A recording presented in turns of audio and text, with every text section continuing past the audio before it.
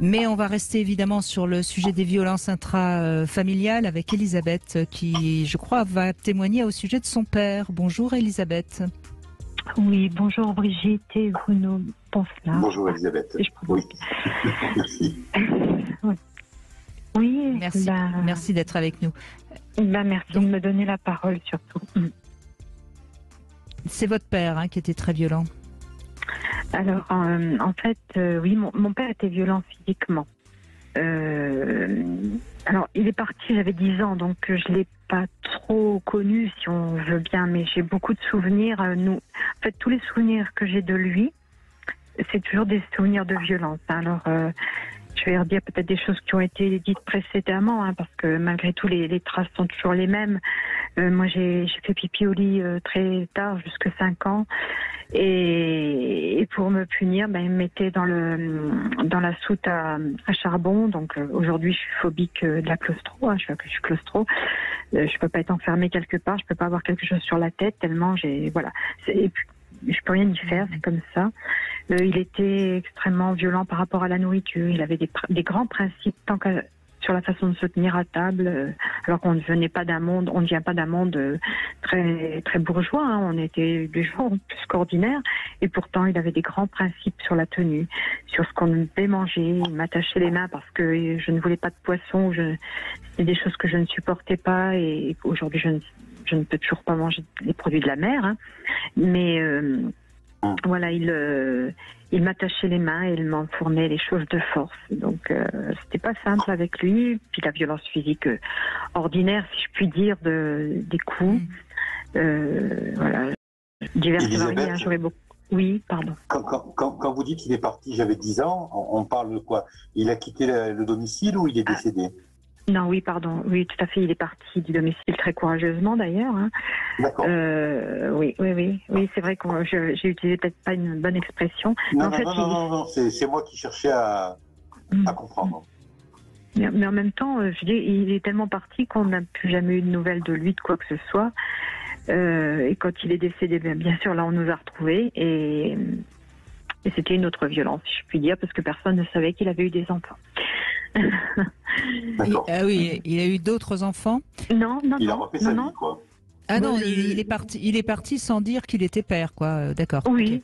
Okay. Oui, puis les personnes qui le connaissaient au moment de son décès, qui le fréquentaient, étaient partis sur Paris.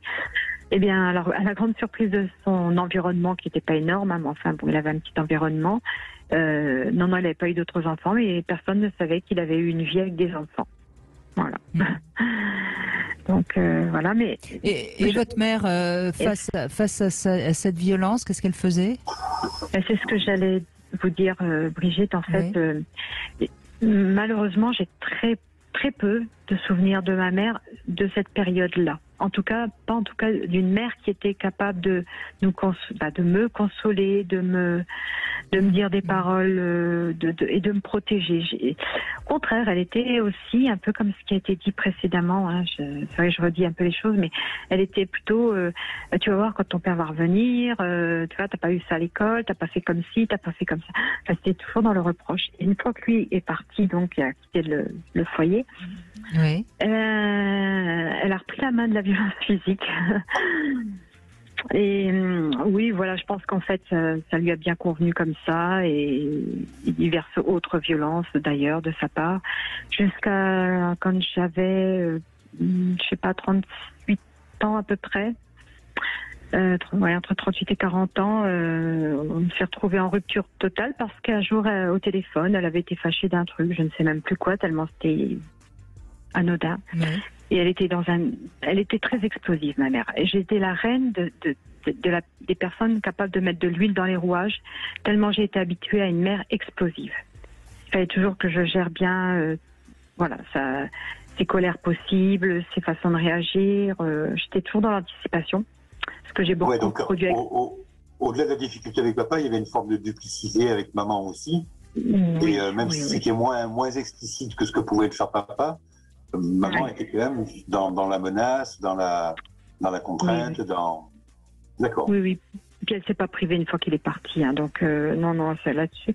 Et du coup, j'étais assez habituée à à mettre de l'huile dans les rouages pour tout et partout. Et du coup, j'ai reproduit également avec mon mari, qui n'est plus aujourd'hui mon mari puisque nous sommes divorcés. Mais pour revenir à ce que j'allais vous dire, ce qui a mis un terme avec ma mère, c'est qu'un jour, donc, au téléphone, elle explosait au téléphone et elle me dit de toute façon, t'es morte pour moi.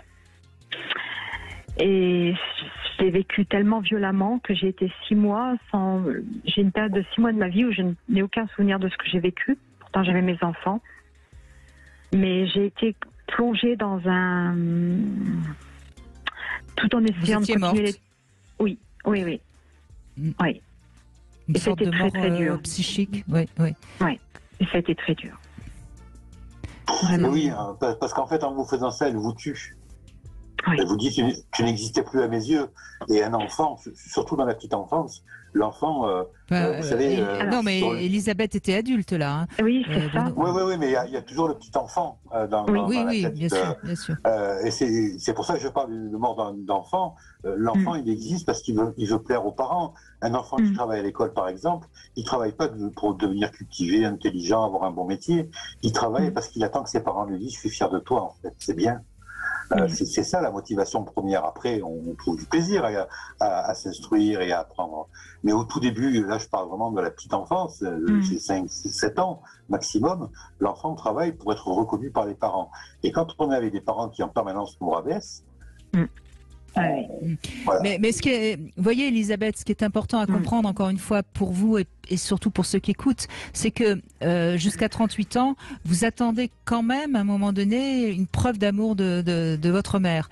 Et quand elle vous dit que vous n'existez plus, que vous êtes morte, quelque part, elle vous dit définitivement que de toute façon, vous n'aurez jamais cette reconnaissance. Et peut-être que même si ça a été très difficile à entendre, mais peut-être que ça a quand même permis un déclic chez vous pour arriver à comprendre ce qu'elle vous a fait subir.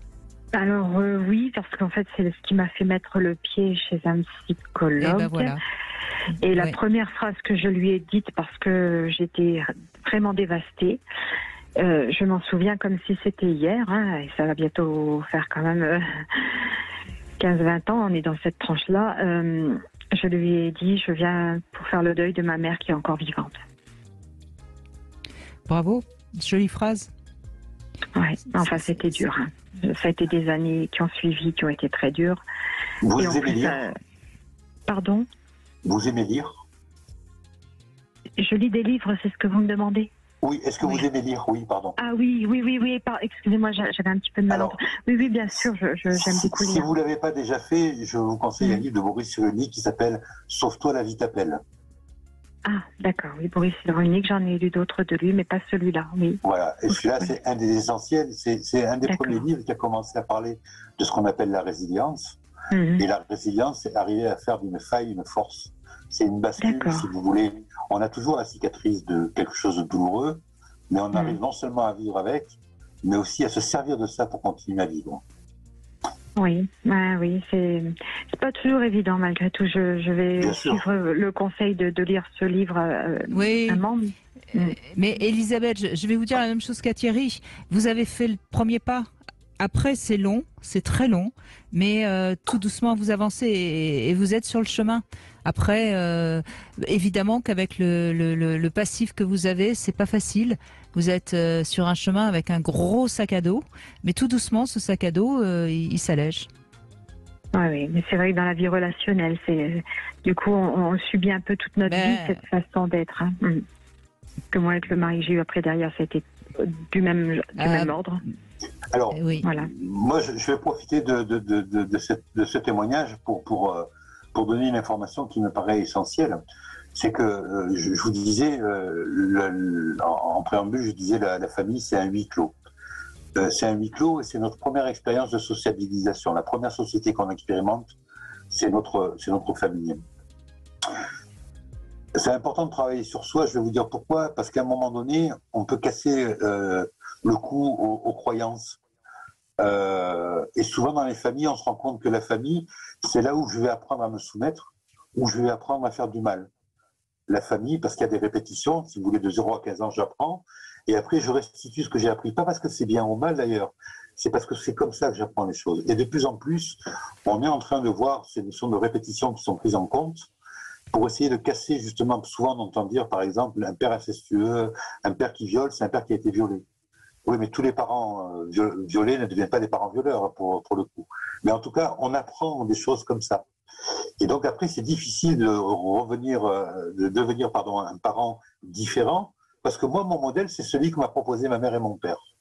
Et mon père en se barrant à 10 ans, et ma mère en reprenant la main et en me maltraitant tant et plus. Et donc, je continue à enferrer cette croyance-là que j'ai peu de valeur.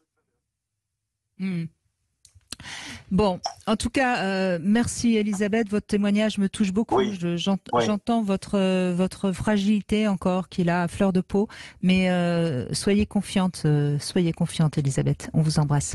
Allez.